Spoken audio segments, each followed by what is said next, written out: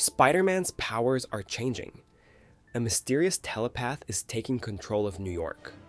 Hulk has been turned into a weapon, and before this story ends, Peter Parker will take a bullet meant for Jean Grey. This is the complete story of Spider-Man Brand New Day. From this point on, there are major spoilers for the entire movie, including the ending and the post-credits scene. You've been warned. The story begins years after No Way Home. Doctor Strange's final spell saved the multiverse, but it erased Peter Parker from everyone's memory. The world still remembers Spider-Man. People remember the battles he fought and the lives he saved, but Peter Parker might as well have never existed. MJ and Ned no longer know him. The Avengers don't remember him. Even the people he once considered family treat him like a stranger. So Peter builds a new life alone. He rents a small apartment, works to support himself, and creates a new red and blue Spider-Man suit. He also builds an artificial intelligence assistant called EV that helps him monitor New York and develop equipment. Peter connects EV to cameras and crime alerts across the city. Whenever trouble starts, Spider-Man is usually there before the police. Even though he stays away from MJ and Ned, he hasn't stopped watching over them. Through their social media, he sees that both of them attended MIT and kept building their lives. He's happy they're safe, but every photo is also a reminder that their lives continued without him. At this point, Peter is barely living as Peter Parker. Almost every meaningful part of his life happens behind the mask. He has developed a strong working relationship with Detective Jean DeWolf. She trusts him, shares information about local crime, and occasionally reminds him that even superheroes need to take care of themselves. That advice becomes important because Peter has started suffering from severe headaches. Sometimes the pain is so intense that he misses a web shot or briefly loses focus. Instead of resting, he takes medication and keeps patrolling. The movie shows how active Spider-Man has become through encounters with Tombstone, Boomerang, Scorpion, and members of the Hand. New York's crime rate is falling, but Peter's body is clearly warning him that something is wrong. One day, Peter and DeWolf receive an alert about a stolen military tank tearing through the streets. Spider-Man races to the scene, rescues civilians, and tries to stop the vehicle. The tank crashes straight through the headquarters of the Department of Damage Control. When Peter opens the tank, he doesn't find a trained criminal. He finds a terrified elderly woman who has no idea where she is or how she got there. Before he can understand what happened, an unseen presence leaves her mind and enters a nearby officer. Peter realizes he isn't chasing an ordinary criminal. Someone is jumping from body to body and controlling them. Inside the same facility, Scorpion is being transported by helicopter to a secure prison.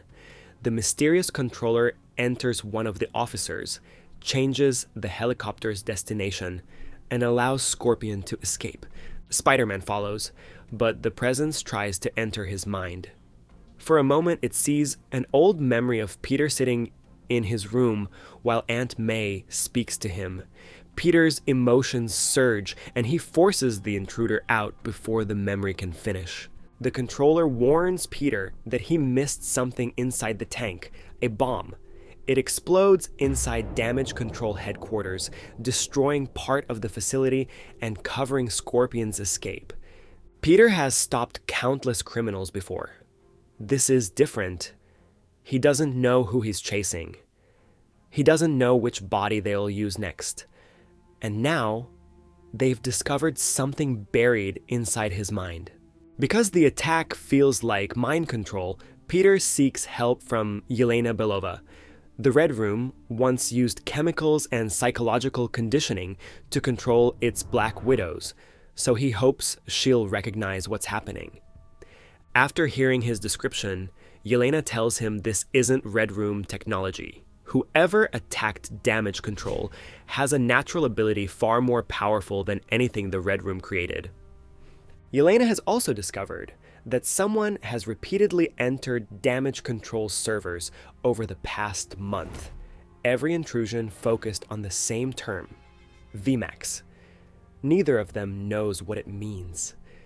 Peter visits Damage Control Director Bill Metzger, who asks Spider-Man to help capture the telepathic attacker. When Peter asks about VMAX, Metzger claims he's never heard of it. Peter agrees to help, unaware that Metzger is hiding the most important part of the mystery.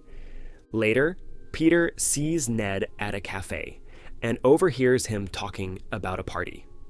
Knowing MJ will be there, he decides to attend. At the party, MJ and Ned meet Peter as if he were a complete stranger. He even gives them a false name because he still can't bring himself to explain the truth. For a moment, he considers approaching MJ and telling her everything. Then, her new boyfriend arrives and kisses her. Peter realizes MJ has built a new life. He leaves without saying what he came to say. As he swings home, the headaches become unbearable. He loses control, barely reaches his apartment, and collapses. When he wakes the next morning, his room is covered in webbing and he is trapped inside a cocoon. After tearing free, he falls from the building, only for organic webbing to shoot directly from his wrists. Peter has never been able to produce webbing naturally. Until now, every web came from equipment he designed, but his webbing isn't the only thing changing. His strength and senses are increasing. His behavior is becoming more aggressive. And whenever the transformation intensifies, his eyes turn completely black.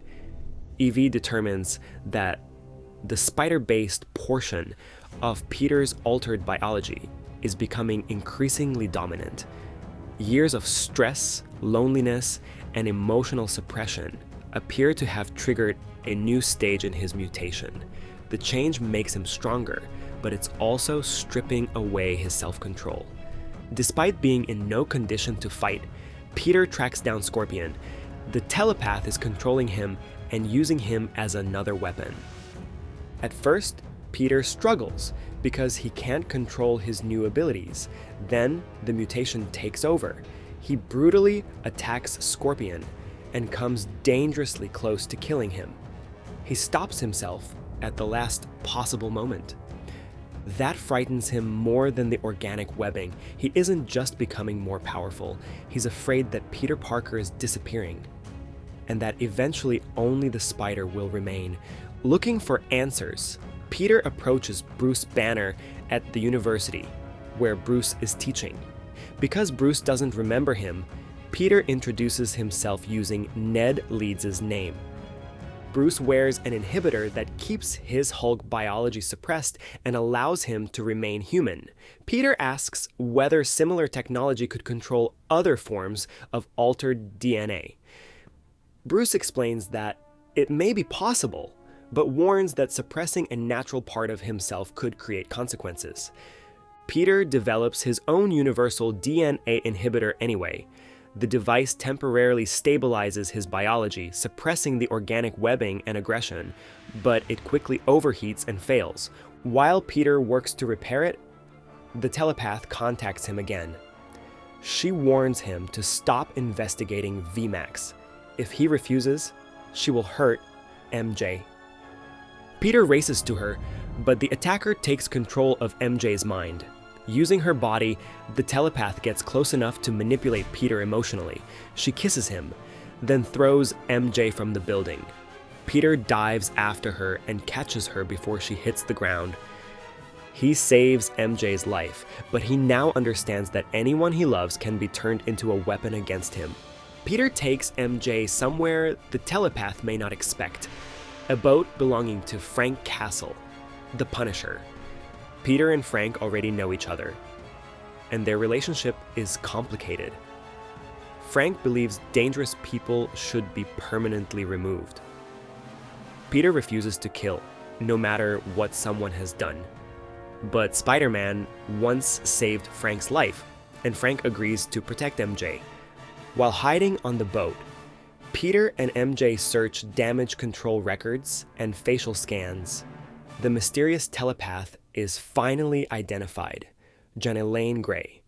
Jeanne has an older sister named Sarah who possesses similar mental abilities. When they were younger, the sisters were abandoned after their family discovered their powers. Sarah protected Jeanne and helped her understand abilities neither of them could fully control. Damage Control eventually discovered Sarah. Agents abducted her, but before losing consciousness, Sarah entered Jean's mind and forced her younger sister to stay away. Sarah knew that if Jean attempted a rescue, Damage Control would capture them both. Jean spent years searching for her. Then, she received one final telepathic message from Sarah: VMAX. Jean believes finding VMAX will lead her to her missing sister. That is why she has been entering minds, attacking Damage Control, and searching its servers. Her methods are dangerous, but her true goal isn't domination. She is trying to find her family. Peter decides to use his universal inhibitor to suppress Jean's telepathy long enough to stop her. With MJ's help, he discovers why the device keeps overheating and modifies it so it will last longer. Jean moves against Damage Control again, but this time she comes prepared for Spider-Man. She takes control of Bruce Banner. By interfering with Bruce's inhibitor, she forces him to transform into Hulk, and not the calm, intelligent version. This is the Savage Hulk, larger, angrier, and almost impossible to stop. Peter is forced into a brutal fight while Frank attacks Hulk with everything he has. The weapons accomplish almost nothing. Peter tells Frank to leave Hulk to him and go after Jean. But the moment Frank reaches her, Jean enters his mind too. Now, Peter is facing Hulk, while Jean controls Punisher and uses him to reach Metzger. Metzger has hidden inside a protected vault. John uses Frank to break through and enters Metzger's mind, searching for the truth about VMAX and Sarah. Before she can find it, Peter escapes Hulk and places the universal inhibitor on Jen. Her powers disappear. Metzger immediately shoots her with a tranquilizer and takes her into Damage Control custody. Before losing consciousness, Jen says one word to Peter: Sarah.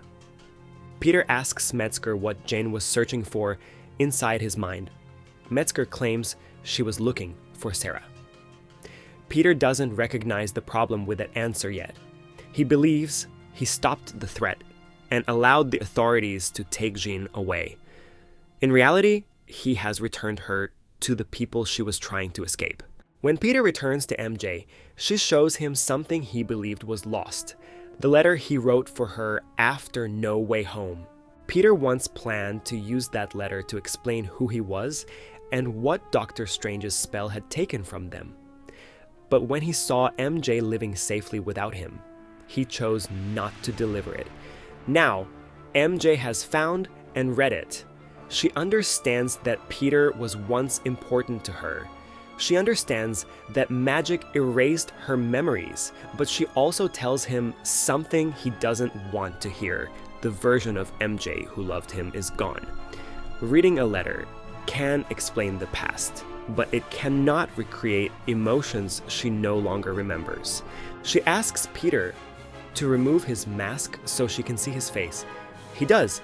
Then she asks Spider-Man to take her home.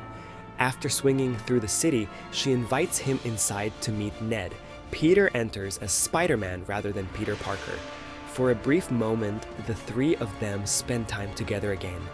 But Ned still has no idea that the stranger under the mask was once his best friend. During their conversation, Peter explains that Jean controlled MJ's mind. MJ says she remembers nothing from the period when Jean possessed her. That observation gives Peter the final piece he needs. The elderly woman didn't remember driving the tank. Scorpion didn't remember being controlled. MJ doesn't remember the attack or the kiss. Jane's victims cannot recall what she saw or did while occupying their minds. But Metzger claimed he remembered Jean searching for Sarah. That means Metzger lied. He already knew who Sarah was. He already knew what VMAX meant, and Jean is now trapped inside his facility without her powers. Peter immediately returns to damage control. Inside the facility, Metzger's team is experimenting on Jen's brain. Their real objective is to study telepathy, replicate it, and place those abilities inside someone they can control. Jean is subjected to the same treatment her sister endured. During the experiment, she looks toward an air vent above her. Most of its label is covered, leaving only a few visible letters. VMAX. Jean finally understands Sarah's message. VMAX was never a secret project or person. Sarah was describing the vent she could see while imprisoned in that same room. Her final message was a clue, pointing Jean toward the place where damage control tortured her. And it confirms the truth Jean has been refusing to accept. Sarah died there. The discovery pushes Jean beyond her emotional limit. Her suppressed powers return with far greater force. A wave of psychic energy spreads from the facility across New York, freezing thousands of people in place. John breaks free, takes control of the area, and turns Metzger's own equipment against him. She wants revenge. Peter enters the facility, but members of the Hand block his path. Jean controls the ninjas and sends them against Spider-Man. Peter's inhibitor is still suppressing the strongest part of his new biology. Realizing he cannot reach Jean while denying what he has become, he removes it. The organic webbing returns. His strength increases. His eyes turn black. But this time, Peter doesn't lose himself. He accepts that the spider and the man are both part of him. With that balance, he defeats the Hand without killing anyone. For the first time, he controls the transformation instead of allowing it to control him. Peter reaches Jean, but her powers are now stronger than before. She enters his mind and returns to the memory she saw earlier. Peter is sitting alone in his bedroom, wearing the Spider-Man suit. Aunt May enters and sees how frightened and isolated he feels. May explains that people may fear him or treat him like a monster because he is different, but being different does not make him something that needs to be hidden or destroyed. There will also be people who love him, not because of his powers, but because he is Peter. Jean sees that Peter has lived with the same loneliness and fear that shaped her own life. He has also been hunted, misunderstood, and treated like a threat. But instead of using that pain to punish the world, Peter continues protecting it. May's words finally reach Jean. Her anger begins to fade, and the people across New York are released from her control. But Frank Castle is watching from a distance. Believing Jean is still dangerous, Punisher fires a sniper round at her. Peter's spider sense warns him. He jumps in front of Jean and takes the bullet. Peter collapses with a life-threatening wound. Jean uses her abilities to stabilize him, keeping him alive long enough to receive medical treatment. When Frank realizes he shot Peter, he rushes forward, carries him away, and takes him to a hospital. While Peter recovers, a young child dressed like Spider-Man sees him and makes the familiar web-shooting gesture. The child doesn't know Peter Parker, but Spider-Man still represents hope. After the incident, Damage Control faces an investigation over its illegal human experiments. Metzger disappears, leaving open the possibility that he may return. Jean leaves New York on a bus heading upstate, possibly searching for somewhere she can learn to understand her powers. Peter also accepts that he cannot force MJ to become the person she was before the spell, but his relationship with Ned receives one unexpected chance. Peter encounters Ned again without the mask and introduces himself by name. At first, Ned reacts like he is meeting another stranger. Then Peter begins their old, complicated handshake. Ned follows instinctively. His body remembers movements that his mind has forgotten, something buried beneath Doctor Strange's spell begins to return. Ned looks at him with sudden recognition. "Peter?" Peter smiles. For the first time since No Way Home, someone from his old life remembers him. And that is where the main story ends. After the credits, the movie returns to Ned's spider tracker. Throughout the story, Ned used this program to monitor reported Spider-Man sightings. The tracker displays a recent location in Queens, but then it begins repeating a strange message: new Spider-Man sighting, location unknown. The map pulls back from Queens, then New York, then the entire planet. The screen moves beyond Earth and past the moon. After a series of strange glitches, another Spider-Man signal appears somewhere in outer space. The tracker announces that the location has been found, but the movie never reveals which Spider-Man it detected or how that signal reached space.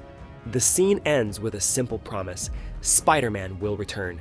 And that is the complete story of Spider-Man: Brand New Day.